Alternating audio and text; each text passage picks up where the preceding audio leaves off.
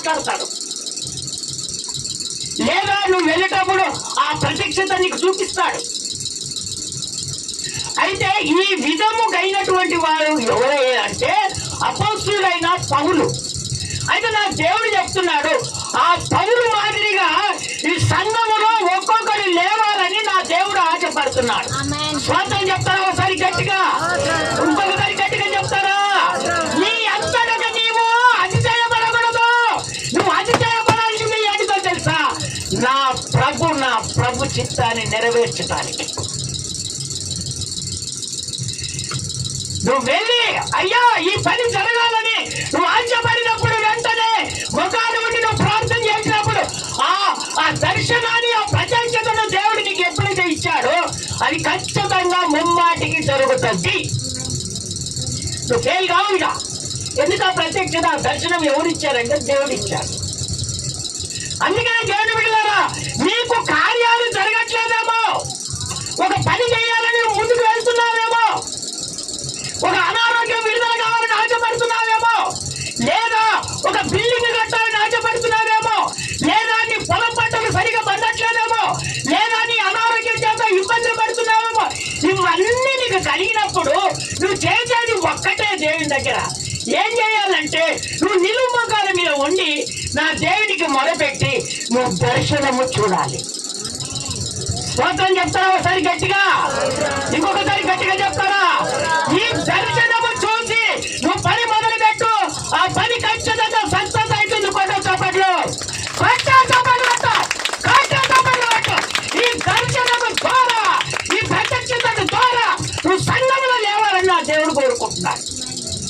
మరి ఎంత కన్నీరు గార్చిన ప్రార్థన చేస్తున్నాను కానీ నాకు విడుదల కావట్లేదు, నా సమస్య తీరట్లేదని నువ్వు అనుకుంటున్నావు. మరి ఈ ప్రత్యక్షత కావాలి, ఈ దర్శనం కావాలి. అందరూ చూసినప్పుడు నువ్వు బైబిల్ పట్టుకొని పోతున్నావు, కానీ అనారోగ్యం అక్కడనే ఉంటుంది. కారణం ఏంటి? నువ్వు దేవునితో పోరాడట్లేదు, దేవునితో పోరాడట్లేదు. నీవు దేవునికి సమయం ఎప్పుడు ఇస్తున్నావు తెలుసా? పని లేనప్పుడు దేవునికి సమయం ఇస్తున్నావు కాబట్టి నీ కొరత అక్కడ ఆగిపోతుంది. పని ఉన్నప్పుడు దేవునికి సమయం ఇవ్వట్లేదు, పని లేనప్పుడే నువ్వు దేవునికి సమయం ఇస్తున్నావు. దేవుని బిడ్డలారా,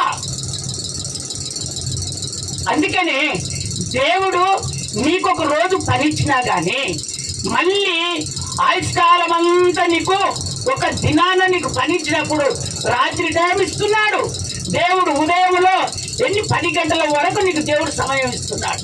ఆ సమయంలో నువ్వు ఏం పని చేస్తున్నావు? మా అంటే అయ్యా మా భర్త ఉద్యోగానికి వెళ్తారయ్యా, మేము వండి పెట్టాలి కదయ్యా, నీళ్లు పెట్టాలి, స్నానం చేయాలి. కాస్త నీ భర్త నువ్వు ప్రార్థన చేసి దేవుని కన్నీరు కార్చి ఆయన కొరానికి నువ్వు ప్రార్థన చేస్తున్నప్పుడు కాస్త తనంతటా తానే నీళ్లు తెచ్చుకోడా, అన్నం పెట్టుకొని తినడా? ఏమా ఈ ప్రార్థన పట్టుదల వద్దు. ఏదో చెబితే అడికెళ్ళి కింద కన్నీరు కార్చి అది ఏదో జరిగితే దాన్ని బట్టి సంతోషపడటం. ఆయన ఆ విధంగా అతిశయపడట్లేదు. నేను నా ప్రభు దర్శనము, ఆయన ప్రత్యక్షతను బట్టి నేను అతిశయపడుతున్నాను తప్ప ఎవరో చెబితే నా స్వబుద్ధితో నేను అతిశయపడట్లేదు అని చెప్తున్నాడు అక్కడ. ఎవరు చెప్పింది నువ్వు వినొద్దు. దేవుని బిడ్డలారా, నువ్వు సత్యంలో నడిపించబడుతున్నావు. సత్యంలో నడిపించబడినప్పుడు నువ్వు ఎవరు చెబితే ఎందుకు వింటున్నావు? నీ మైండ్ మొత్తం బ్లాక్ అయిపోయింది. అసలు నీ మైండ్ లో పెండ ఉంది. అసలు నీ మైండ్ అక్కడికి తిరుగుతుందంటే పెండ. దేవుడేమో నీకు మెదడు పెడితే నువ్వేమో పెండ పెట్టుకుంటావు. ఇల్లు పెండ పెట్టుకొని ఎవరు ఏం చెప్తారు?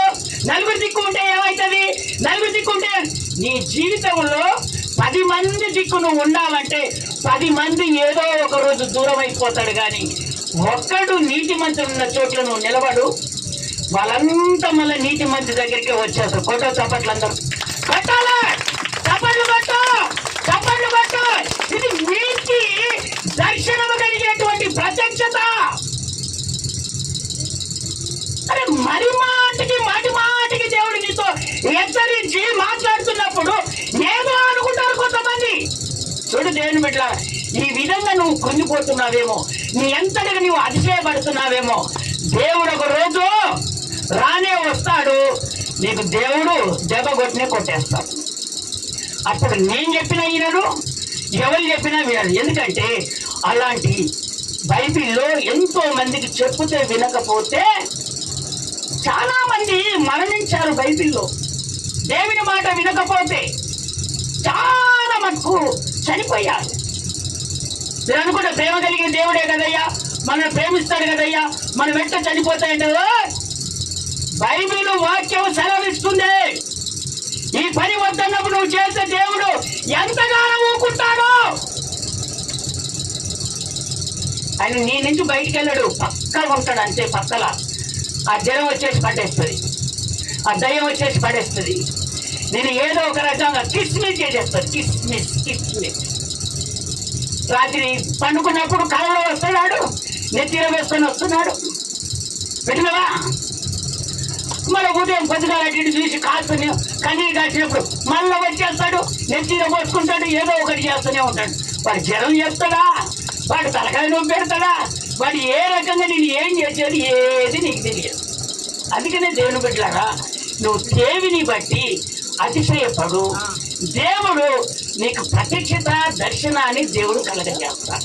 ఎప్పుడు చేస్తాడంటే నువ్వు ప్రార్థిస్తుండగానే నీకు ఏదైతే జరగాలని నువ్వు ఆశపడుతున్నావో, వినండి దేవుని బిడ్డలారా, నీకు ఏదైతే కావాలని ఆశపడుతున్నావో అది సాధించాలంటే నిలువు ముఖాల మీద ఉండి నువ్వు తలుపు చేయి, ప్రార్థన చేయి.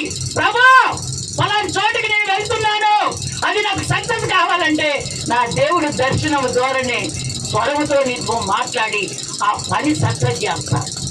స్తోత్రం చెప్తారా? ఒకసారి గట్టిగా, ఇంకొకసారి గట్టిగా చెప్తారా?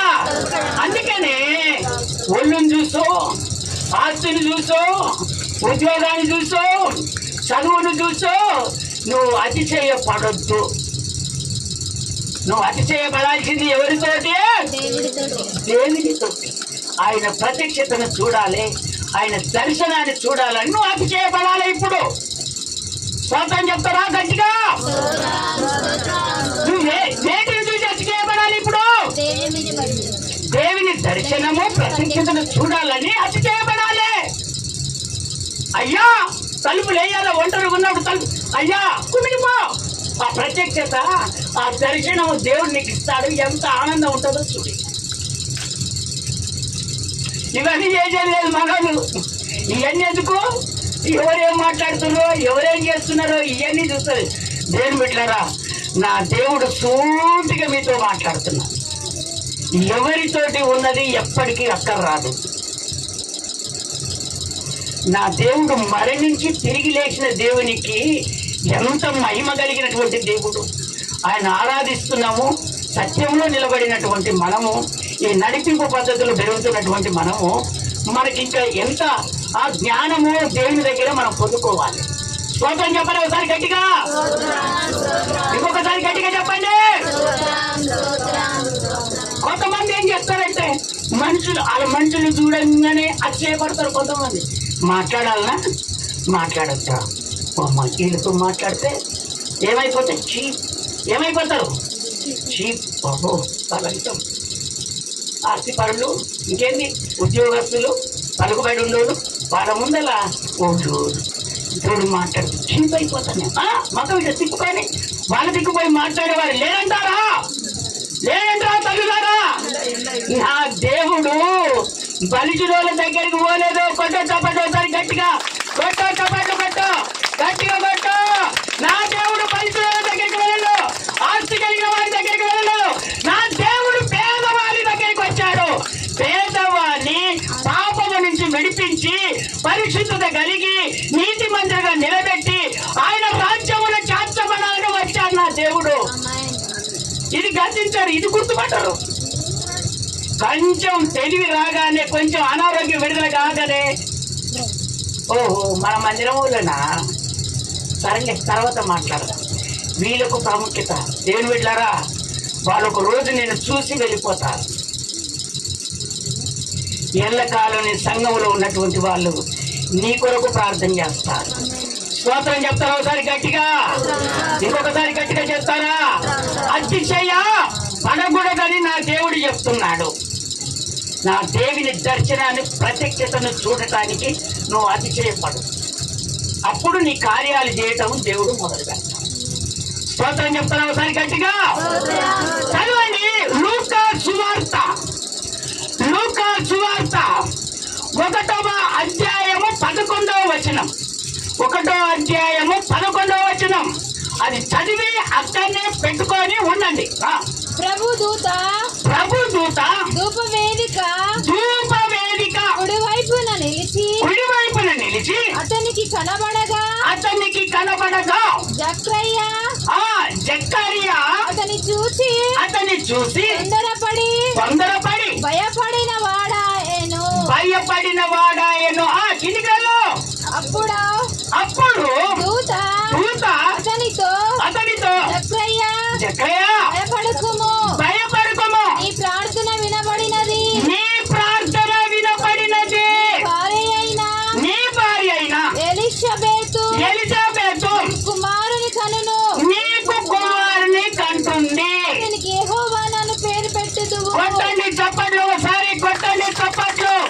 యోహాను అని పేరు పెట్టుదువు. కూర్చో, ఇక పెట్టుకొని కూర్చో. దేవుని పెట్టారా? ఈ జకర్యా దైవ సేవకుడు, ఎలిజబెతు ఈమె దైవ సేవకురాళ్ళు. జాగ్రత్తగా దేవుని వాక్యం వినండి. ఈ వయసులో ఉన్నప్పుడు పిల్లలు లేరు. కానీ కొంతమంది అయితే ఎక్కడికి పడితే అక్కడికే వెళ్తారు. ప్రార్థనలు ఉండరు, పట్టుదల కలిగి ఉండరు, దేవునితో గడపరు, దేవునితో ఉండరు. ఏ 2 రోజులు కన్నీరు గారుతారు, వెళ్తా ఉంటారు. అయితే వాళ్ళకు దైవ సేవకులై ఉండి వాళ్ళకు పిల్లలు లేరు. ఏం లేరు? పిల్లలు లేరు, సంతానం లేదు. ఆ సంతానం లేనప్పుడు వాళ్ళని ఎంతో మంది విమర్శిస్తున్నారు. ఎంతో మంది అబ్బో చూడండి వీళ్ళు దైవ సేవకులే కానీ వీళ్ళకు పిల్లలు లేరు. సంఘం వలన ఎచ్చిడి చేస్తారండి, చేయరంటవా లేదంటవా? అమ్మా వినండి, దైవ సేవకులకు పిల్లలు లేకపోతే సంఘంలో సాధనంగా అంటారా? అంటారమ్మా అంటారు. కానీ ఎంతో మంది విమర్శించచ్చు, కానీ వాళ్ళు మాత్రము ప్రభు వైపుకే తిరిగారు. స్తోత్రం చెప్తారా ఒకసారి గట్టిగా? ఇంకొకసారి గట్టిగా చెప్తారా? అయితే ఆయన ఆ సమయం వచ్చింది, ఆయనకు వంతు వచ్చినప్పుడు దేవుని మందిరంలోకి వెళ్ళి ఏం చేస్తున్నాడు? ప్రార్థన చేస్తున్నాడు. ఆ ప్రార్థన చేసినప్పుడు దేవుని ప్రత్యక్షత దిగింది, దేవుని దర్శనము దిగింది. ఆయన కుడిపార్చ మీద కూర్చొని ఏమంటున్నా తెలుసా? జకర్యా నీ ప్రార్థన నాకు వినపడినది. స్తోత్రం చెప్తారా ఒకసారి గట్టిగా? ఇంకొకసారి గట్టిగా చెప్తారా? దేవుని బిడ్డలారా, నువ్వు ప్రార్థన చేసినప్పుడు ఎప్పుడైనా దేవుడు స్వరం ద్వారా నీ ప్రార్థన నాకు వినపడినదని ఎప్పుడైనా అన్నాడా? నీ ప్రార్థనకు నేను జవాబు ఇస్తానని ఏనాడైనా దేవుడు అన్నాడా? జాగ్రత్తగా దేవుడి వాక్యం వినండి. ఏనాడైనా అన్నాడా? అనలేదేమో. దేవుని బిడ్డలారా, ఈరోజు దేవుడు నిన్ను పురిగొల్పుతున్నాడు. నువ్వు ఇక నుంచి ఎవ్వరి మొక్కలు చూడద్దు. నువ్వు నిలువు మొక్కల మీద ఉండి నా దేవుని దర్శనం ప్రత్యక్షత కోరుకు నువ్వు కనిపెట్టు, ఎదురు చూడు. ఇదిగో అక్కడ జకర్యా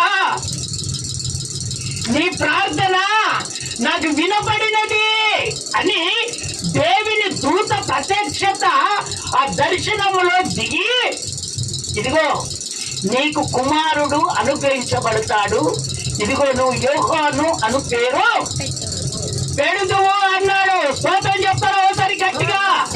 ఇంకొకసారి గట్టిగా చెప్తారా? కానీ దేవుని బిడ్డలారా, నువ్వు దేవుని కొరకు మొట్టమొదట అతిశయపడాలి. నువ్వు వాటి మీద వీటి మీద అతిశయపడటం కాదు, నువ్వు మొట్టమొదట దేవుని మీద అతిశయపడాలి. నువ్వు ప్రార్థన చేయ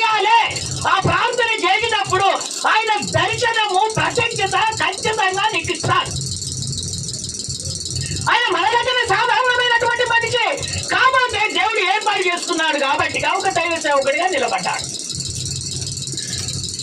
వృద్ధాపంలోనికి వచ్చినప్పుడు ఎప్పుడు వచ్చాడట? వృద్ధాపంలోనికి వచ్చినప్పుడు దేవుని దూత ఇదిగో నీ ప్రార్థన ఇప్పుడు వినబడింది అంటున్నాడు. అందుకనే దేవుని బిడ్డలారా, నువ్వు ప్రయాసముతో ప్రార్థన చేస్తున్నావు, కన్నీటితో ప్రార్థన చేస్తున్నావు, నువ్వు ఏ విధమైన మనసుతో ప్రార్థన చేస్తున్నావు, కానీ నీకు జవాబు రాలేదని నువ్వు చింతించొద్దు. నీ జవాబు దేవుని దగ్గర ఆల్రెడీ ఉన్నది కనుక ఆయన నీవు కన్నీరు కాచినప్పుడు ఎప్పుడైతే బాగా నువ్వు కన్నీరు కాస్తావో అని ఎమ్మటా ప్రదక్షిణ నీకు ఇస్తాడు. స్తోత్రం చెప్తారా ఒకసారి గట్టిగా, ఇంకొకసారి గట్టిగా చెప్తారా? ఇదిగో దేవుని పెట్టారా, ఇదిగో ఆ 8వ వచనం చదువు నాన్న. అక్కడ 8వ వచనం చదువు, 8వ వచనం చదువు. జక్కయ్య తన తరగతిని క్రమము చొప్పున దేవుని ఎదుట యాజక ధర్మము జరిగించుచుండగా, యాజకుడు అంటే సేవకుడి ధర్మము జరిగిస్తుండగా యాజక మర్యాద చొప్పున ప్రభువు ఆలయములోకి వెళ్ళి ధూపం వేయుటకు దేవునికి ప్రార్థన చేస్తుండగా అతనికి వంతు వచ్చెను. ఆయనకు వంతు వచ్చేసింది. కూర్చో, ఇక నేను చెప్తాను. దేవుని మందిరానికి వెళ్ళి దైవ సేవకులకు మొట్టమొదట ప్రార్థన చేసేది ఎవరి గురించో తెలుసా దేవుని బిడ్డారా? సంఘము నిమిత్తమై మొట్టమొదటిగా దైవ సేవకులు ప్రార్థన చేస్తారు. ఎవరి నిమిత్తమై ప్రార్థన చేస్తారు? సంఘము నిమిత్తమై. ఎవరికి కార్యం జరగలేదో ప్రభువా ఆ కార్యాన్ని మీరు జరిపించమని దైవ సేవకులు మొట్టమొదట సంఘము నిమిత్తమై ప్రార్థన చేస్తారు. అందుకనే దైవ సేవకులను పొరపాటులో కూడా మీలో కోపము ఈర్ష్య రాకూడదు. మీరు సత్యానికని నడుస్తున్నారు కానీ సత్యము ఉపదేశము మీరు ఇంకా వినలేదు, వినబోతున్నారు. ఇంకా వినలేదు, వినబోతున్నారు ఇంకా. అందుకనే దేవుని బిడ్డలారా, మీరు జాగ్రత్తగా దేవుని వాక్యాన్ని వినండి. దైవ సేవకుడు తన కుటుంబం గురించి మొట్టమొదటిగా ప్రార్థన చేసుకోడు. దైవ సేవకుని కుటుంబం మొట్టమొదట సంఘము. కొత్త చెప్పచ్చు. దైవ సేవకుని కుటుంబము మొట్టమొదట సంఘం. సంఘానికి ఏది వచ్చినా కూడా దైవ సేవకుడు తట్టుకోలేడు బిడ్డలారా. నీ అనారోగ్యం బాగట్లేదంటే దేవుడు నాకు ప్రశ్న ఇచ్చినప్పుడు నేను ఏం చెప్పాలి సమాధానం? నేనేం చేయాలి? ఆ ప్రశ్న దేవుడు వేస్తాడని మీకేమైనా గుర్తుందా? లేదు, అనరాని మాట. దేవుని బిడ్డలారా, దేవుని వాక్యం వింటున్నప్పుడు కొంచెం జాగ్రత్తగా దేవుని వాక్యాన్ని మీరు వినాలి. శత్రువు నిన్ను ఏదో ఒక రకంగా పడేయాలని ఆలోచన వారికి ఎందుకు వస్తుందో తెలుసా? ఎట్టి పరిస్థితుల్లో నా వైపుకు తిరగాలని మనం ఆశపడతాడు. కానీ దేవుని ఆశ ఏందో తెలుసా? ఆ శత్రువునే నా పాదాల దగ్గర పెట్టుకోవాలని దేవుని ఆశ. కొత్త చప్పట్లు. దేవుని ఆశ అదే, దేవుని ఆశ అది. అందుకనే సత్యాన్ని విడిచి మనం బయటికి వెళ్తే ఇదిగో మన సత్యమును అడుగు పెట్టాలంటే చాలా కష్టం. మనం నేర్చుకున్నటువంటి ఉపదేశాలలో సత్యాన్ని వదిలిపెట్టినటువంటి వాళ్ళని మళ్ళీ సంఘములో కూర్చొనివ్వరు. ఇంకోటి ఏంటి? శుద్ధీకరించుకోకపోతే లేపి నిలబెట్టి బయట కూర్చో అంటారు. నన్ను లేపిరు కదా, ఇక నేను రేణు మందిరానికి అంటే నువ్వు రాకపోతే ఎంతమంది మందిరానికి? నీ క్రమమే బాగలేదు, నీ పద్ధతే బాగలేదు. దేవుడు చూశాడు. నీ పరిస్థితి ఏంటి? బల్లలో పాలు పంపులు పొందుకున్నప్పుడు నువ్వు శుద్ధీకరించకపోతే నీకు అనారోగ్యం వస్తుందని దేవుడు హెచ్చరించాడు. హెచ్చరించినప్పుడు నువ్వు అట్లే దాడి చేస్తుంటే ఇప్పుడు సంఘంలో ఉన్నటువంటి వాళ్ళందరినీ అనారోగ్య పాలు చేసినట్టే కదా నువ్వు. మరి వినండి, బాగా వినండి దేవుని వాక్యాలు. సంఘంలో ఉన్నటువంటి వాళ్ళను పాడు చేసినట్టుగా. జాగ్రత్తగా దేవుని వాక్యం వినాలి.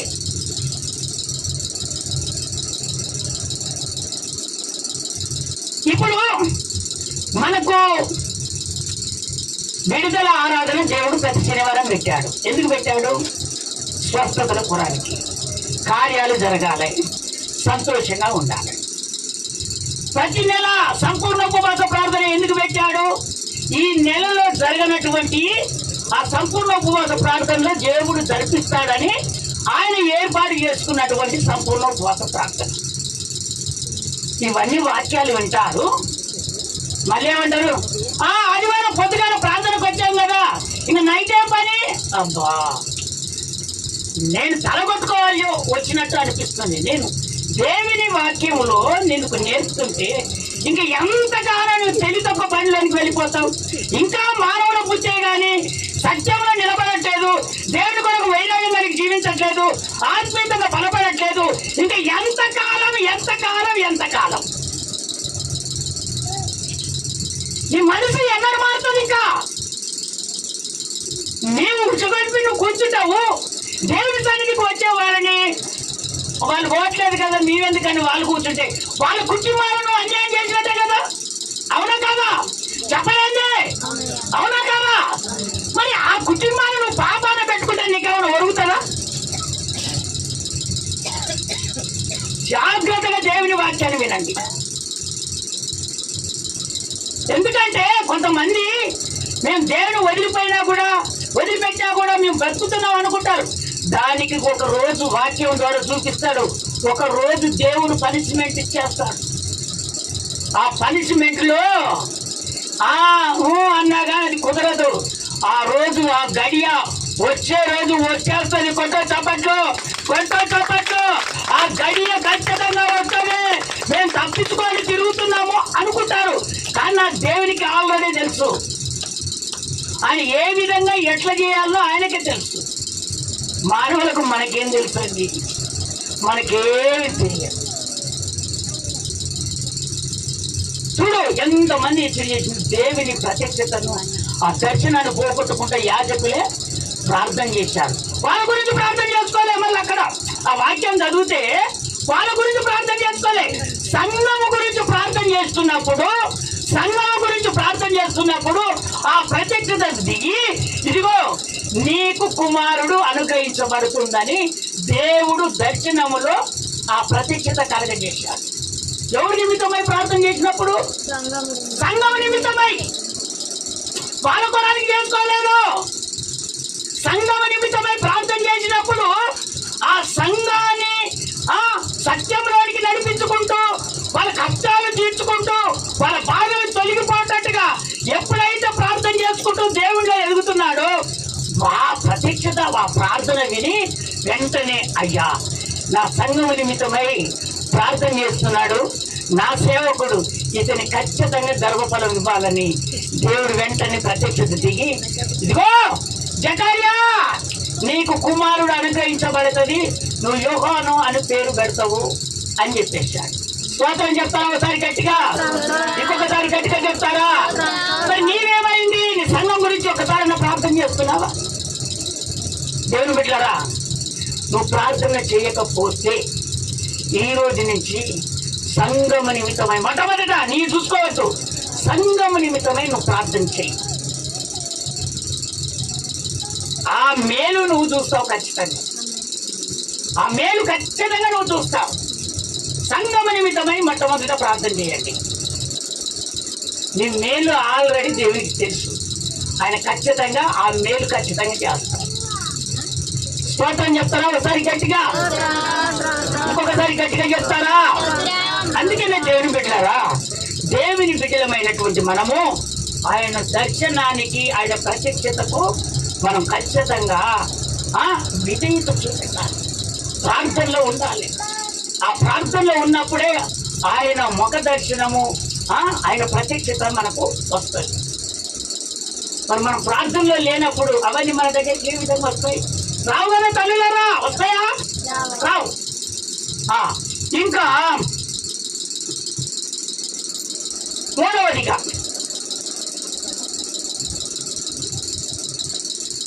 శరీర నేత్రాలంట లోకాన్ని చూస్తారంట.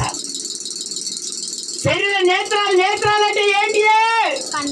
కళ్ళు. మన శరీర సంబంధమైనటువంటి కళ్ళు అంట లోకాన్ని చూస్తాడట. బక్కోడా, బలిచినోడా, ఆస్తిపడా, పదవి ఉన్నాడా, ఒక అధికార, ఇవన్నీ ఏం చూస్తుందంట? లోకాన్ని చూపిస్తుంది. ఏ నేత్రాలు ఇవే? శరీర సంబంధమైనటువంటి నేత్రాలు. ఆత్మ సంబంధం కలిగిన నేత్రాలు ఎక్కడ చూస్తాయంటే పరలోకాన్ని కనిపెడతాయి. ఏం కనిపెడతాయి? పరలోకాన్ని కనిపెడతాయి. స్తోత్రాలు చెప్తారా ఒకసారి గట్టిగా? అందుకనే దేవుని బిడ్డలారా, మీరు జాగ్రత్తగా దేవుని వారి శరీర సంబంధముగా మీరు ఎప్పుడు ఉండకండి. పరలోక సంబంధముగా మీరు ఉన్నప్పుడే దేవుని దర్శనము, ఆ ప్రత్యక్షత కలుగుతాయి. పెట్టినారా దేవుని బిడ్డలారా? ఇదిగో ఇప్పుడు నేను అది చేయబడినది దర్శనాన్ని, ప్రత్యక్షతనే అని ఏ విధంగా పౌలు చెప్తున్నాడో, ఒకప్పుడు ఎలాంటి వాడో మనం ఆ పౌలు గురించి నేర్చుకుందాం. అపోస్తుల కార్యం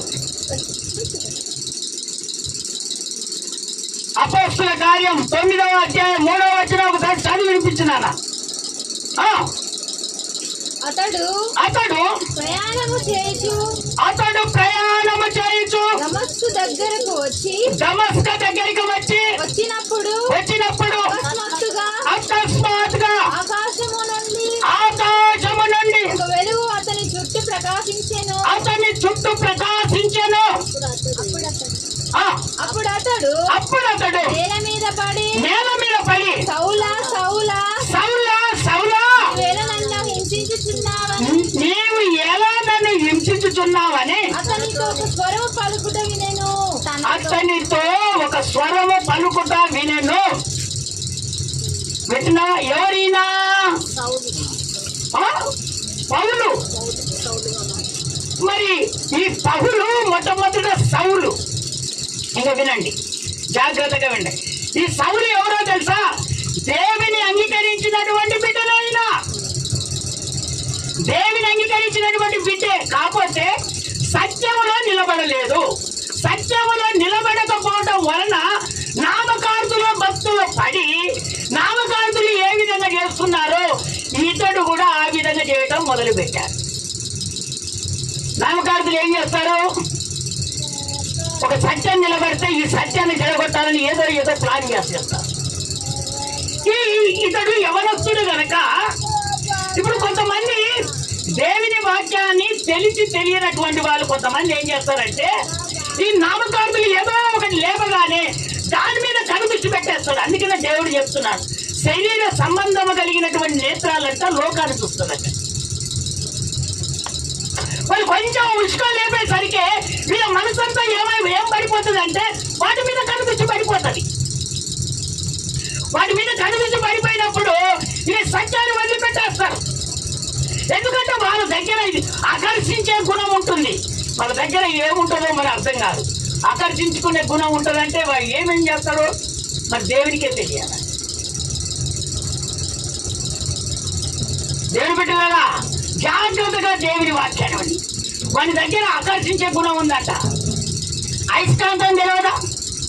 మట్టిలో పెట్టు, నున్నటి మట్టి అంతా తీసుకురాదా? ఆ అయస్కాంతం లాంటి వాడే సాధారణ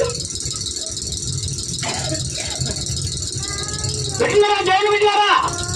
అయితే ఆ స్థితిలో బ్రతుకుతున్నటువంటి సౌలు ఈ జీవితం.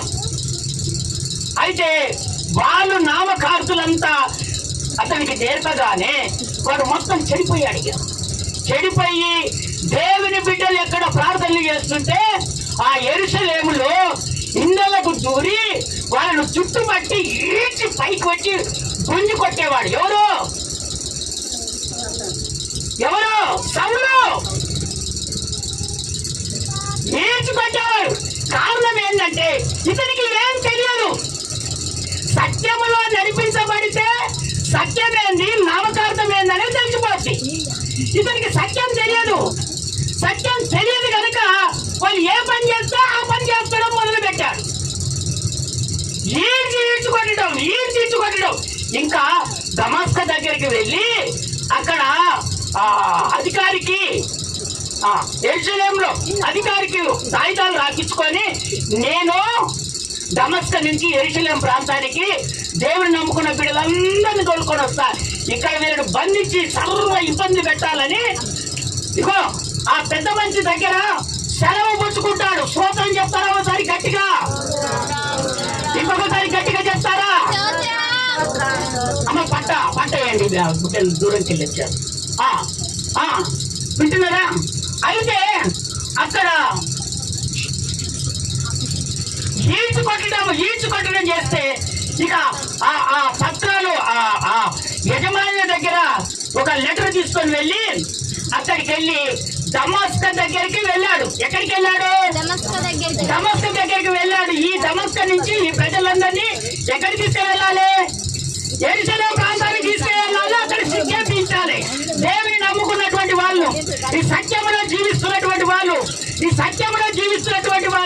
ఈ సత్యములో ఉంటే మాకు బాగుండదు, మా పలుకుబడులు ఉండవు, మా పద్ధతులు మారుతాయి, మేము ఏదో గదిలోనికి వెళ్ళిపోతామని వాళ్ళ ప్లాన్ ప్రకారంగా చేయటం వల్ల అతను ఏమి తెలియనటువంటి వాడు. ఇప్పుడు మా రాముగాడు ఉన్నాడు అనుకో, వడ్రమ్మ కొట్టి వెళ్ళిపోయాడు. వీడు ధనిగాడు ఉన్నాడు అనుకో, ఇంకా మన పిల్లలు వీళ్ళు ఉన్నారు అనుకో, పాపం వీళ్ళకు కొంతమందికి వాక్యం తెలుస్తుంది, కొంతమందికి వాక్యం తెలియదు. వాడు సాధారణ ఏం చేస్తాడంటే అయస్కాంతం పెట్టేస్తాడు. ఏ అయస్కాంతం? రూపాయల అయస్కాంతం కానీ, బండ్ల అయస్కాంతం కానీ, వాడికి తగినటువంటి అంత అయస్కాంతాలు పెట్టి వీళ్ళు ఏం చేస్తాడంటే ఆత్మీయతంగా వెలిగే వారినంతా వీడు ఏం చేస్తాడంటే వాడి గ్రిప్పుల్లో ఆకర్షించుకుంటాడు.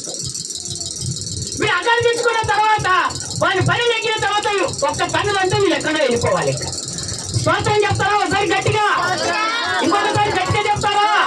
అందుకే దేవుని పెట్టారా, మీరు జాగ్రత్తగా దేవుని వాక్యాన్ని వినండి. ఇలాంటి పిల్లలకి ఏం తెలుసు? సిగరెట్లు అంటే సిగరెట్లు, మందు అంటే మందు, ఏది కావాలంటే అది. వాడి ఉద్దేశం ఏంటి? వీళ్ళు చనిపోవాలంటే వాళ్ళ ఉద్దేశం ఏంటి? వీళ్ళు చనిపోవాలి. అందుకనే అక్కడ ఉన్నటువంటి సౌలు మంచి తడికల్లోడు, మంచి బలం కలిగినటువంటి వాడు. వెంటనే గుంజేశాడు, సాతానుడు గుంజేసి దేవుని బిడ్డలు సత్యములో జీవిస్తున్నటువంటి వాళ్ళందరినీ ఈడ్చికొట్టడము, గల్లలు బట్టి గుంజటము, ఎన్నో విధాలుగా ఇబ్బందులు పెట్టడం మొదలు పెట్టాడు. ఇక ఆయన అనుకున్నాడు, నన్ను ఎవరు చూస్తానులే, నేను చేశాను కానీ నన్ను ఎవరు చూస్తాను? నువ్వు సత్యంలో నిలబడినప్పుడు నీ ప్రార్థన దేవుడు అంగీకరించకుండా ఉంటాడా? స్తోత్రం చెప్తావా ఒకసారి గట్టిగా? ఇంకొకసారి గట్టిగా చెప్తా. ఇప్పుడు నన్ను వచ్చిన ఇప్పుడు మళ్ళీ అది చదివిన వచ్చినమే. అతడు ప్రయాణము చేయొచ్చు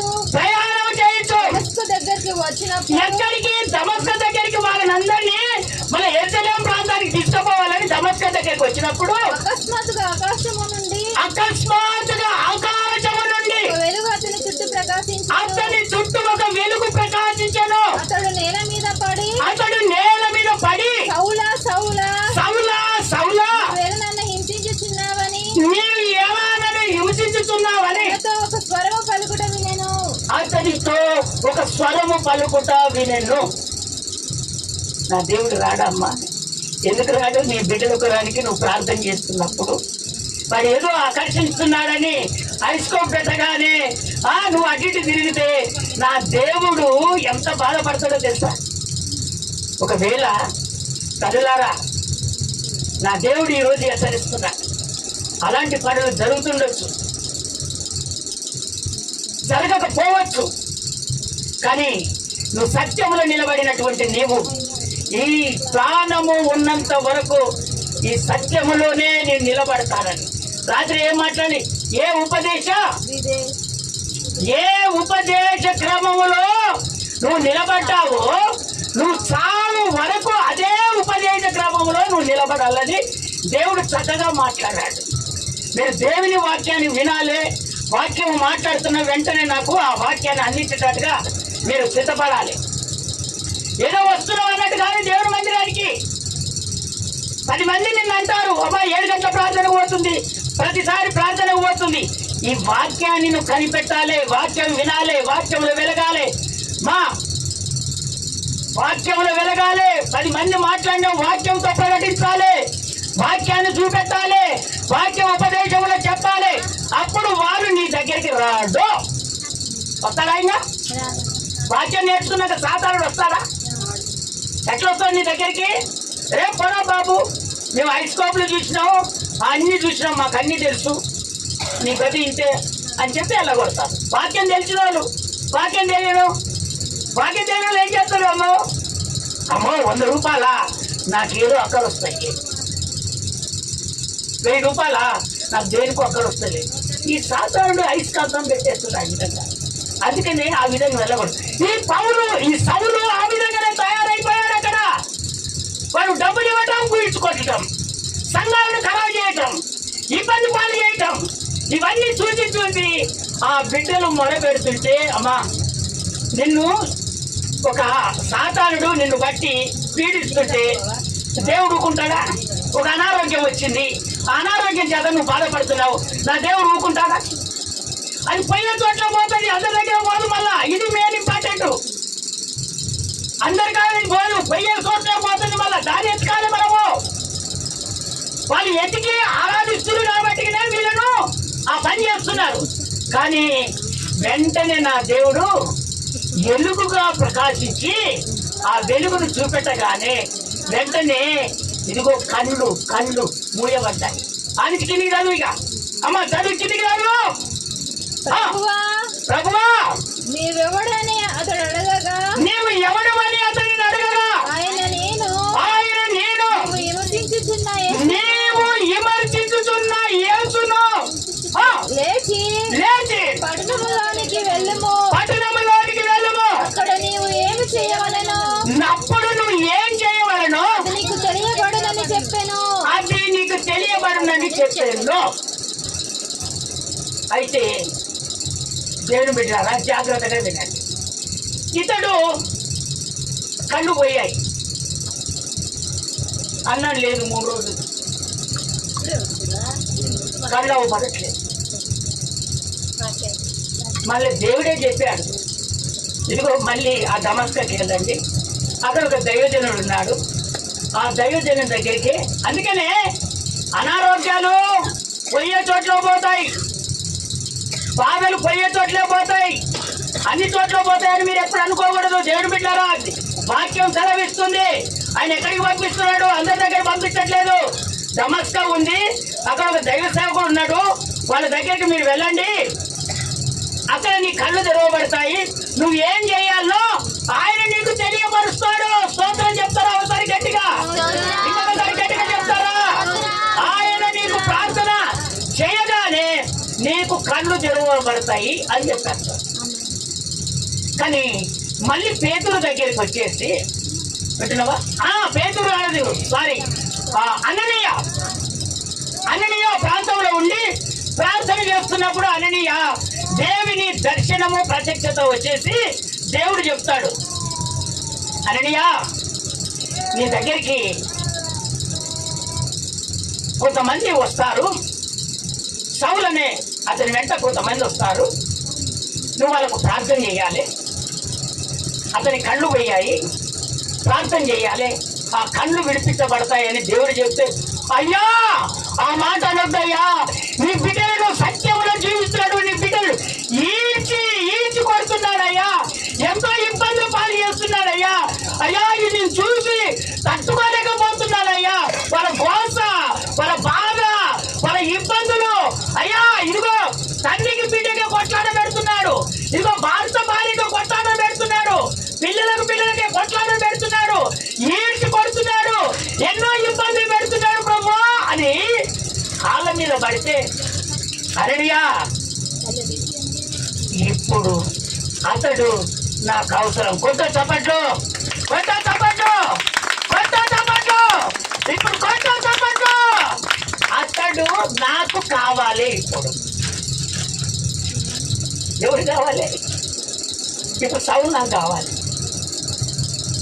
అతడు నా నిమిత్తమై ఇదిగో అనేకులకు సువార్త ప్రకటించేటట్టుగా అతడు లేస్తాడు. ఎంతమంది అయితే నేనే బలవంతుల్ని అంటారో వాళ్ళ ఎదుటనే ఇతని నేను వాడుకోబోతున్నాను. కొత్త చప్పట్లు. ఇదిగో నీ బలం ఏమి పనిచేయదు. నీ అతిశయపడేది ఆయన దర్శనాన్ని, ఆయన ముఖ దర్శనాన్ని ఉంచు, ప్రత్యక్షత. అది నీకు విలువైనటువంటి మాట. నువ్వు కన్నీరు కార్చి ప్రార్థన చెయ్యి. ఆ కన్నీటి ప్రార్థన ద్వారానే ఆయన ప్రత్యక్షత విడుదలవుతుంది, ఆయన దర్శనం విడుదలవుతుంది. నీవు అనుకున్న కోరికను దేవుడికి ఇస్తాడు. అది అనారోగ్యమే కానీ, అది సమస్య కానీ, నువ్వు ఏ సమస్య చేత వచ్చావో ఆ సమస్యను దేవుడు తీర్చి మిమ్మల్ని సంతోషంగా ఇంటికి పంపిస్తున్నారు.